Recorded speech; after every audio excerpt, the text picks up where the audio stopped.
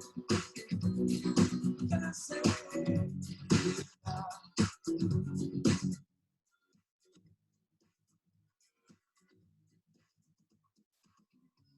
song was out of observation. I didn't know which way that I had to go. I saw the clues to life unanswered questions. My mind's heart had to know. While wandering through the darkness, I walk a million miles to find an endless voice that speaks to me when I am in temptation. Go with my choice. You said, seek me so fine. I've been with you through all times. You must think I will greet you with my love. In hunger, I will feed you with my word. And all I ask of you is that you love as I do. Okay, howdy Ags, we are back. Session number 3, chapter 3 in exercise biomechanics. So before we begin today, there's a couple of things.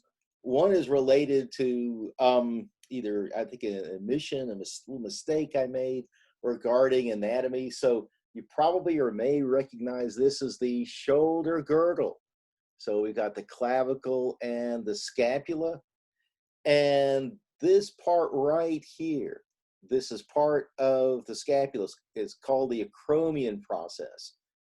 So we've got the acromion process, we've got the clavicle. The joint in between them is called the AC joint, or the acromioclavicular joint. That's the one that if it gets stretched, you can have a quote-unquote shoulder separation. That actually happens right here. That's a slightly movable joint. Right here is the glenohumeral joint. So that's the joint that we see with the shoulder. So I'm going to get my parts together here. There we go. So something interesting. So this is called the glenoid fossa. It's a kind of a shallow indentation in the shoulder. It's not nearly as deep as we see for the hip joint. And if you notice, there's the head of the humerus. It's round, but actually the roundness is relatively flat. I don't know if that makes much sense, but it means that it's not really a true circle. What we have is a relatively flat surface, and the glenoid fossa is shallow, so that means only a small part of the head of the humerus is in contact with the glenoid fossa at any point in time. So this actually means that the shoulder, there's a trade-off in mechanics. So because we have a limited amount of contact, we have actually a greater range of motion in horizontal adduction, extension, flexion, medial, and lateral rotation. When you try to lift your arm up, though, this shoulder girdle actually rotates so that the head of the humerus doesn't get in contact with the glenoid fossa. So what can get caught in between them are the rotator cuff tendons.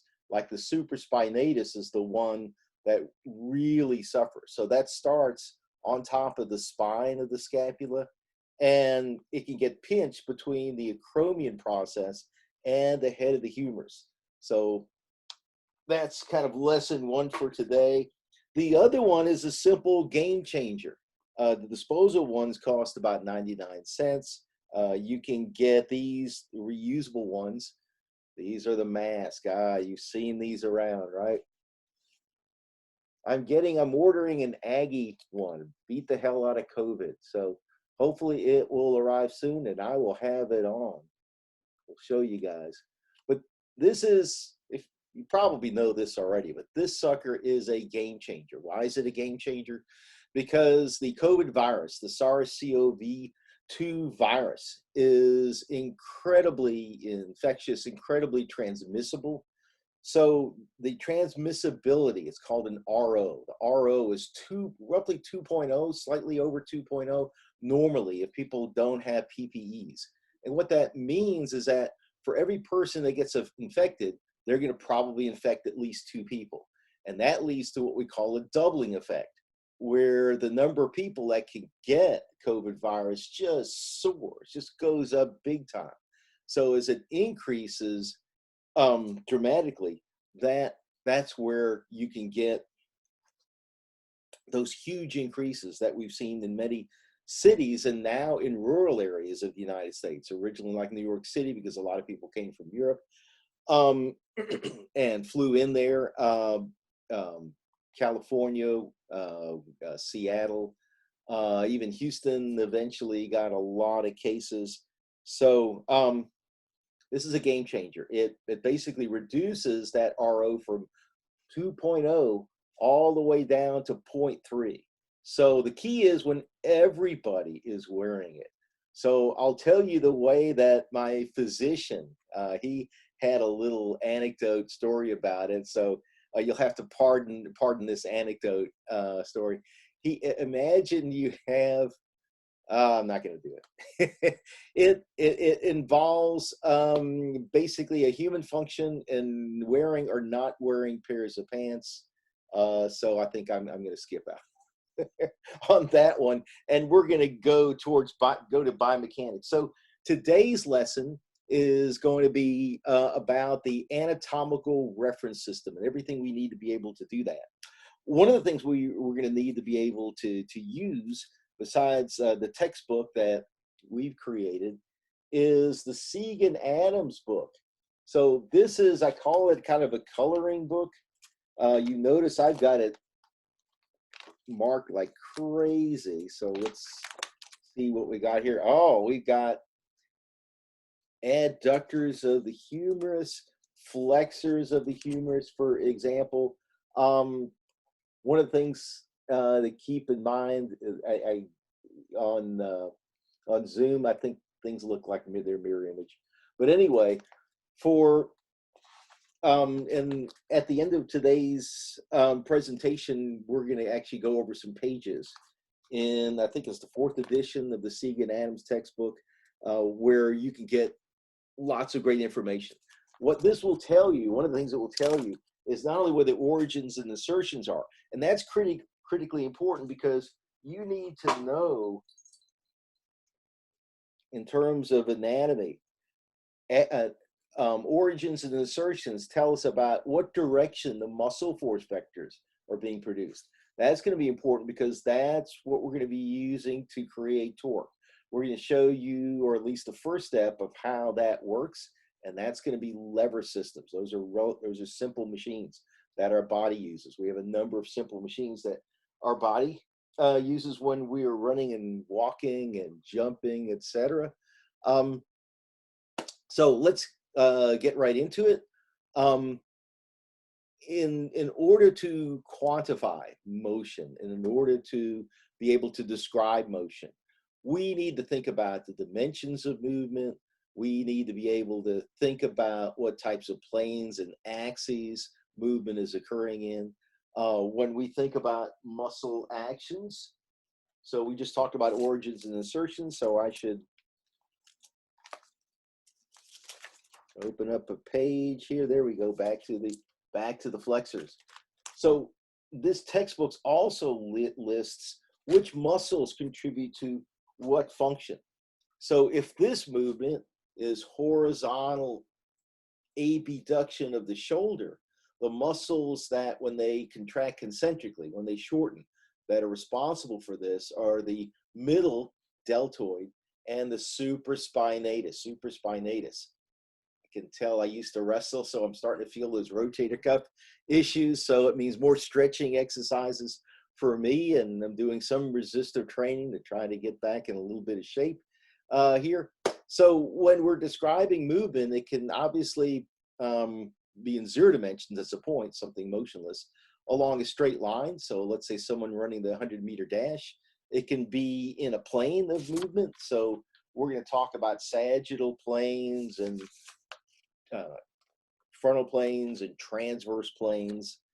So it can be in one of the major planes of movement. When you're running or walking, you're moving in what we call the sagittal plane. It can be 3 dimensions, a sphere, any type of movement, whether you're hitting a tennis ball, baseball, etc., is moving in 3 dimensions plus time. So here we see a hurdler. That's an example of someone clearing that hurdle. My goodness, they are moving along. So all movement occurs in 4 dimensions in time and space. So we have 2 to 3 dimensional space.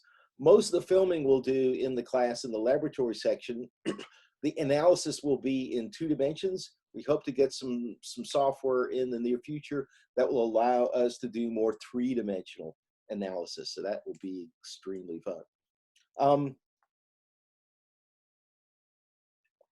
So in order to describe and quantify movement, it requires reference systems.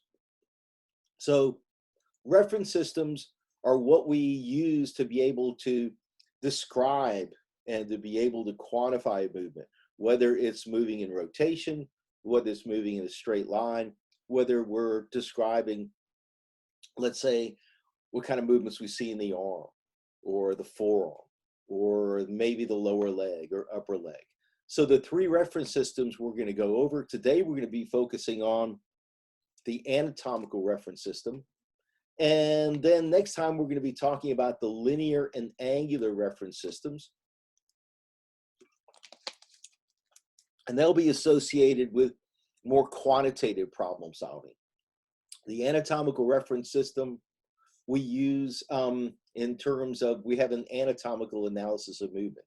It's probably the oldest one in kinesiology that's used to analyze when someone is moving, what muscles are contributing to that movement, what type of joint movement is it, and that will help us in terms of training and also preparation. It's going to rely on a principle we call the specificity of training. That means if you got an exercise, maybe you're just throwing darts. If you want to throw darts even better, maybe you want to throw it a little faster, or maybe you want to be more accurate, the type of movements you're going to do are going to be related to your dominant arm and usually elbow extension and wrist flexion. I'm really oversimplifying things. So the idea is any training that you're doing is going to be related to this type of movement and improving that type of movement. You're probably not going to do a lot of squat exercises to make you a better dart player. Probably not going to help very much. If you're a soccer player, will doing a lot of bench presses help you? Yeah, probably not. The worst thing that might happen is, though, it might give you some extra weight to carry around if you have a little bit more muscle mass. Maybe the way I play soccer, it helps out, but I can't recommend that for most individuals. We didn't have youth soccer when I was a kid, at least in the area I lived in North Carolina and in Illinois. Okay, so anatomical reference system, the linear or orthogonal reference system, and that's going to involve 3 planes and axes. And one of the advantages of the orthogonal coordinate system is that your major axes, like your x-axis and your y-axis, will be at right angles with each other. And that means we can use some right triangle trigonometry to be able to solve for various things, including distance traveled. The angular or rotational system is going to involve angles. We're going to use degrees and then radians to describe angular movement and quantify that. And we'll show you how that works. If you have a good handle with studying, one of the things to remember about this type of class is preparation and study has to be on a day-to-day basis. It really doesn't help very much to try to cram for exams and try to absorb it all at once. So imagine you're an athlete and you show up for practice. Most people don't take the entire week off, right? And then just cram on Saturday, right? They do lots of exercises, do all of the stuff on Saturday, and then expect in a month or so of practice once a week to be really good and be prepared for competition. It's going to take every day. And every day we build up, we build layer upon layer upon layer. So go back and refer. I've got a short sort of lecture that covers the syllabus and what to expect in the class, etc. So go check that out. So anatomical, linear or orthogonal reference system, and then the angular reference system. That's kind of the basis for analysis of movement in this class. So anatomical analysis of movement. It's basically the first type of analysis we're going to do, and it has 4 steps. So those 4 steps are, let's say that, hold on. I'm going to hit a forehand shot in tennis. Well, this looks weird because the tennis head looks really huge. Wow, check that out. Okay, so let's say you're hitting a forehand shot. Well, we want to figure out what joints are moving, what type of movement is it, because they have different names. If I do this versus this versus this, those are 3 completely different movements of the shoulder. And then if I'm moving multiple joints, we have to be able to analyze each one, figure out what type of movement is occurring in each one, what type of muscles are contributing to that movement, producing concentric or shortening contractions. Are some of the muscles trying to slow down the movement? If you're doing, let's say, a squat exercise, on the way up, you're producing contractions of the hip extensors, knee extensors, plantar flexors. But on the way back down, you're still actually activating or contracting the same muscles. You're now contracting them eccentrically. You're allowing them to lengthen and slow down the effect of gravity. And then after we figure out which muscles are contributing to the movements, and that's where muscle actions come in. That's where their function comes in. So the origins and insertions relate to the muscle force vector, which is going to help us to calculate torque someday. The second aspect is the muscle actions. What type of movement are those muscles producing when they contract and when they work on a bone? So, for example, with elbow flexion, the elbow flexors are going to pull on the forearm, on the radius and ulna, and cause the elbow joint to close. So we call that flexion. If it opens up due to gravity, we call that extension. Or if the triceps, which are on the other side right here, if they pull, they're going to cause torque and rotation so that the elbow joint extends. So those are elbow extensors. So muscles, when they're trying to produce a force, when actin molecules are basically locking in or binding to actin and then pulling, we call that cross-bridge cycling, they are literally producing tension or a pulling force, even at the molecular level. They cannot, the myosin heads can't push on the actin molecule. And also because muscles are attached to bones with tendons, tendons act a lot like a rope. So if you pull on it, it gets taut, it gets stiff, it transfers forces. If you push on it, though, it collapses in a heap. So even if muscles could push, it wouldn't do any good because they couldn't transfer that force onto the bones and therefore produce rotation on the bones. So that means that your biceps brachii, one of the major elbow flexor muscles, along with the brachialis and the brachioradialis, cannot produce elbow extension. They can slow down elbow extension, but they can't produce it because they can't push. And even if they could, the tendons would say, well, we're not doing this, dude. So we're out. So we might analyze someone doing a push-up. So on the way up, for example, they're producing this type of motion with the shoulders. We call that horizontal adduction. They're also extending the elbow. So the horizontal adductor muscles include the anterior part of the deltoid muscle and the pectoralis major, both the clavicular head and the sternal head. So all of that muscle mass is involved. So you got a lot of muscle mass doing this. You also have a lot of muscle mass doing that. That's called, believe it or not, adduction. Adduction, lots of muscle mass producing that type of movement. So here we see someone, looks like they're going to throw the ball inwards in soccer. One of the things to remember as you're doing analysis, when we're analyzing a movement, we actually need more than one picture. One picture doesn't tell us what's going on because this person on the left actually could be pushing up or they could be letting themselves down. And with this individual, it could be a windup. So we don't know unless we have a series of pictures or images. So let's pretend that this person is going to throw the ball inward. So their shoulders are going to produce this movement. Believe it or not, that's called extension. We're going to talk about why in a few minutes. And then you also have elbow extension. So both shoulder and elbow extension. With shoulder extension, just like shoulder adduction, we've got lots of muscle mass. With shoulder adduction, you have both latissimus dorsi and the pectoralis major, the two largest muscles in the upper extremities are acting. So anatomical analysis of movement, it's 4 steps. It's one of the things you're going to be doing in this first laboratory. Directional terms used to describe anatomy. So I may have to, let's see how this is going to go. To stand up a little bit, maybe a hunch, a little bit, move back. Here's Trixie, our dog, way back there. Okay. I'm going to stand like this. All right. Loosen up a little bit. Superior, meaning towards the head. Inferior, meaning towards the feet. So as I'm standing here, for example, my sternum compared with my belly button is superior.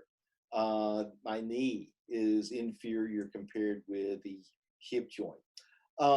Anterior versus posterior. Anterior meaning towards the front of the body, posterior meaning towards the back. And I'm getting in my reference position. There's an origin or reference position for everything. Let's see if I can turn that. There we go. Origin, reference position. So this is called the anatomical position. So you stand with your palms facing outwards. So I notice my elbows kind of, I don't want to use bend, but they're kind of bent looking, probably from wrestling. So my hands are out a little farther than probably they should be, but nonetheless, this is more or less the anatomical position. So for example, in the elbow, there are very strong collateral ligaments that prevent abduction or adduction. You don't want frontal plane side-to-side movements at the elbow. That's a very bad thing. So the elbow is a hinge joint. It only has one axis of rotation, 1 degree of freedom, ideally. So we don't want abduction or adduction. Okay, so there are ligaments on the inside and ligaments on the outside. So the ones on the inside would be, or the